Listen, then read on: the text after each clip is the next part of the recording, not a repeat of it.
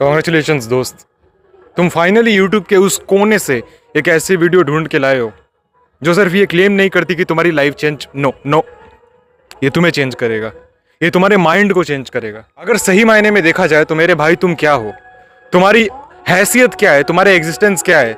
ये 2 किलो का मीट जो तुम्हारे सर के अंदर है, बस यही तुम्हारा अस्तित्व है, यही तुम्हारी जिंदगी है। इसके बाहर जो भी है सब के सब मोहमाया है मेरे दोस्त। ये कुछ समय के लिए होगी, चली जाएगी।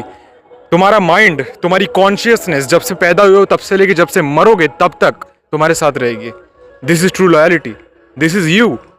अगर इसे फिक्स करोगे देन आई बिलीव ये सब कुछ फिक्स कर सकता है। इट्स अ मेटा थिंग, ये तुम्हारी जड़ है।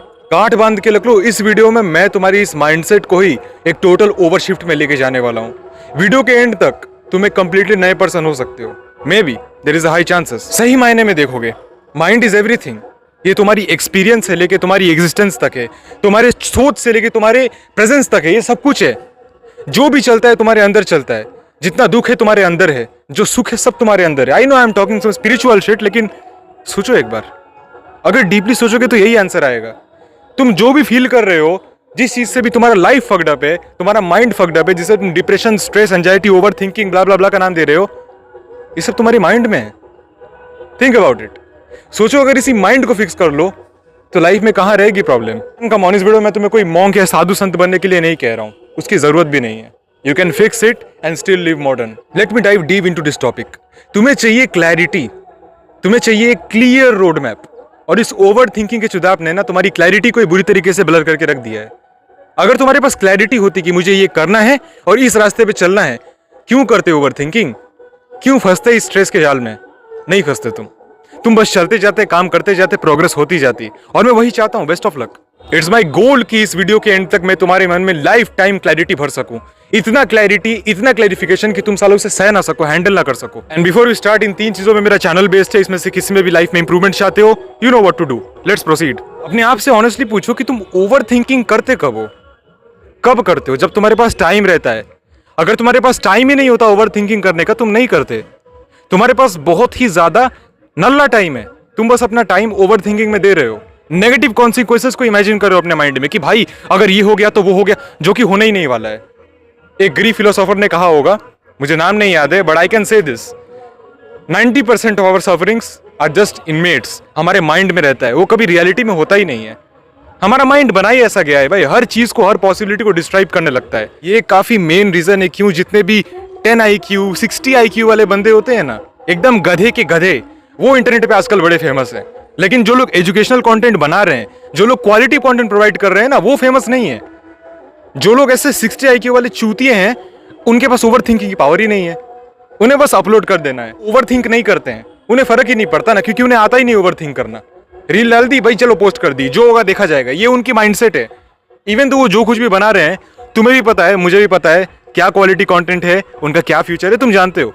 बट फिर भी ब्रो मैंने चैनल स्टार्ट कर दिया, लेकिन अब लोग क्या कहेंगे यार, मेरे पेरेंट्स को किसी ने पता दिया तो, अरे मेरे पापा ने वीडियो, अजी मेरा लौट आते हैं टाइम के ऊपर। तुम्हारे पास इतना फ्री टाइम आता कहां से है दोस्त? हमें तो 24 घंटे मिले हैं दिन में, तुम्हें 25 मिले हैं क्या? अगर मिले हैं तो तुम एक्सेप्शनल हो, लेकिन इनकेस अगर तुम्हें भी 24 घंटे मिले हैं, सोचो ना इतना टाइम कहां से लाते हो। ऐसा तो हो ही नहीं सकता कि भाई तुम्हारे पास काम नहीं है करने को। Bro come on, you are improving your life, तुम्हें भी ये बात पता है। तुम भी हो एक सेल्फ इंप्रूवमेंट के सो कॉल्ड चोदे। तुम्हारे पास काम है, तुम प्रोक्रेस्टिनेशन कर रहे हो। प्रोक्रेस्टिनेशन कर रहे हो इसीलिए काम का टाइम ओवर थिंकिंग को दे रहे हो। अब आते हैं प्रोक्रेस्टिनेशन पे। प्रोक्रेस्टिनेशन क्यों कर रहे हो ये बताओ। Ask yourself why. Lack of consistency. तुम कंसिस्टेंट नहीं हो इसीलिए प्रोक्रेस्टिनेट कर रहे हो। Now why do you lack consistency bro? Because of zero discipline. तुम्हारी लाइफ में डिसिप्लिन ही नहीं है। ऐसी क्या कमी रह गई कि तुम ये कर ही नहीं पा रहे हो? अब डिसिप्लिन कहां से आता है ये मैं तुम्हें समझाता हूं। डिसिप्लिन 2 स्टेप पे बनता है। पहला एक किक स्टार्ट। किसी भी काम में पहला एक किक स्टार्ट चाहिए होता है, एक इनिशियल पुश चाहिए होता है, क्योंकि इनिशियली किसी काम को स्टार्ट करना ही सबसे ज्यादा रेजिस्टेंस क्रिएट करता है। वही हार्ड होता है। एक बार स्टार्ट कर दिए ना, फिर आराम से फ्लो में चलता जाता है। काम में रहना उतना हार्ड नहीं है जितना काम को स्टार्ट करना हार्ड है। इस चीज को याद रखना। The momentum is always easier. अगर मोमेंटम एक बार बन गया वो चलता रहेगा, अनलेस तुम उसे तोड़ो ना। अब तुम्हें भी पता है, मुझे भी पता है कि मोटिवेशनल रील्स की क्या पावर है। तुम इंस्टाग्राम को कितनी भी गालियां दे तो मैं भी रहा हूं, लेकिन फिर भी कुछ तो ऐसे अच्छे क्वालिटी कंटेंट्स है ना वहां पे जो लाइफ चेंज करते हैं। Motivation can give you an initial start, एक किक स्टार्ट, एक पुश दे सकता है, उसकी जरूरत है तुम्हें 2-3 दिन के लिए मोटिवेट होने लायक कोई ऐसा मटेरियल ढूंढ लेना है, कोई ऐसा पर्पस हो गया, कोई ऐसा गाना हो गया, या फिर कोई ऐसी मोटिवेशनल वीडियो हो गई। आई थिंक मैंने भी 2-3 बनाई है, तुम चाहो तो देख सकते हो, अगर वो असर करे तो बहुत अच्छी बात है। तुम्हें 2-3 दिन के लिए ना एक ऐसा सोर्स चाहिए मोटिवेशन का जो तुम्हें उस पर्टिकुलर 72 घंटे के लिए एकदम लगातार मोटिवेट रख सके। ओनली 72 आवर्स मैक्सिमम, उसके बाद का don't give a fuck, just don't give a fuck, भूल जाओ। सिर्फ उस 72 घंटे के लिए कुछ ऐसा मोटिवेशनल कंटेंट ढूंढ लो और लग जाओ काम पे, किसी भी एक पर्टिकुलर काम पे। पढ़ाई हो सकती है, एक्सरसाइज हो सकता है, यूट्यूब पे कंटेंट क्रिएशन हो सकता है, मनी मेकिंग, फाइनेंसेस, एथलीट्स, कुछ भी हो सकता है। कोई भी एक कास्ट को पकड़ो, use the motivation as a kick start. और जैसे ही 3-4 दिन तक तुम लगातार कंसिस्टेंट होते रहो, वो 3-4 दिन के लिए रहने वाला है, मुझे पता है, उसके बाद मोटिवेशन डाउन हो जाती है। अब तुम्हें यूज करना है ऑर्गेनाइजेशन का।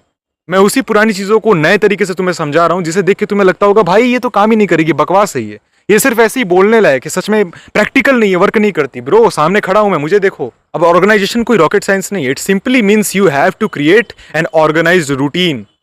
और वो नॉर्मल वाली रूटीन नहीं कि आज ये करना कल ये, नो नो नो, वो काम भी नहीं करेगी, तुम्हें ही पता है। ऐसा प्रैक्टिकल रूटीन बनाओ जिसको देख के लगे अरे चुटकी भर का काम है भाई, ये तो हो ही जाएगा। रेजिस्टेंस नहीं रहना चाहिए।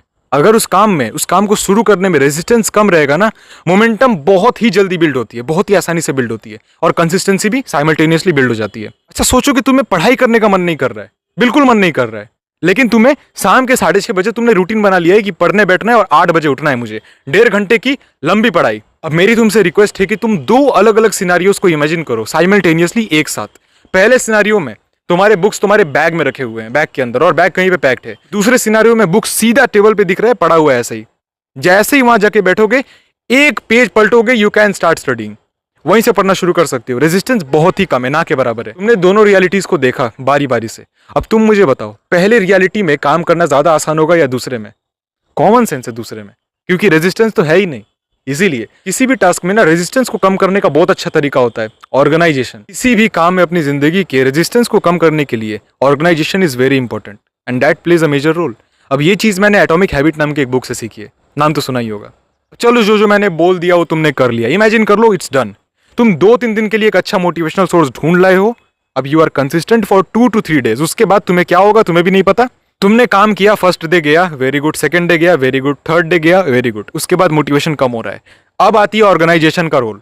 ऑर्गेनाइजेशन जैसे ही तुमने इंक्लूड किया, तुम्हारा 2 दिन और एक्सटेंड हो गया, तुम और 2 दिन तक कंसिस्टेंटली काम करते रहे, और क्योंकि तुम काम किए जा रहे हो, अब आएगा मजा, क्योंकि अब आ गया है तुम्हारे फ्रेम के अंदर मोमेंटम। और जैसे ही मोमेंटम एंटर करता है, एवरीथिंग बिकम बटर स्मूथ, क्योंकि तुमने अपने ऑर्गेनाइजेशन में बहुत ही कम, एकदम मिनिमल, ना के बराबर, जीरो रेजिस्टेंस रखा हुआ है। रेजिस्टेंस हमेशा कम रखो, बार बार रिपीट कर रहा हूं बिकॉज इट्स वेरी इंपॉर्टेंट। वैसे ही बनोगे तुम कंसिस्टेंट। अब इससे क्या होगा मैं बताता हूं। अब तुम्हारे अंदर आएगी डिसिप्लिन, डिसिप्लिन से आएगी कंसिस्टेंसी, कंसिस्टेंसी से आएगी प्रोडक्टिविटी, प्रोक्रेस्टिनेशन नहीं, उसका ठीक अपोजिट प्रोडक्टिविटी, और उससे तुम रहोगे बिजी, उससे तुम रहोगे इंगेज्ड। तुम्हारे पास उतना टाइम ही नहीं रहेगा कि तुम ये टाइम ओवर थिंकिंग और नेगेटिव कॉन्सिक्वेंसेस को इमेजिन करने में दो। टाइम की कमी है। इसका एक और फायदा है, बहुत बड़ा फायदा है। अगर तुम काम कर रहे हो, उस काम का रिजल्ट तो मिलने ही वाला है दोस्त। काम का रिजल्ट कहीं नहीं जाता, कभी ना कभी घूम के आता है या फिर कंपाउंड होता रहता है। अब उससे तुम्हें मिलेगी मोटिवेशन और काम करने की, और तुम और प्रोडक्टिव होगे, मोमेंटम और स्ट्रांग बनेगा। समझ रहे हो दोस्त? एक मोटिवेशनल लूप बन जाती है। जितना बार इस लूप के आर पार जाओगे, उतना ही ज्यादा प्रोडक्टिव होगे, उतना ही ज्यादा प्रोग्रेस करोगे। और क्योंकि तुम प्रोग्रेस कर रहे हो, तुम्हारी लाइफ इंप्रूव होगी ब्रो। अब क्या चाहिए तुम्हें? अब तुम किस चीज को लेकर ओवर थिंक करोगे? तुम्हें पता है ना लाइफ किस डायरेक्शन में जा रही है। कॉन्ग्रेचुलेशन दोस्त, कॉन्ग्रेचुलेशन, तुम जीत गए। Stay strong and don't be a beach.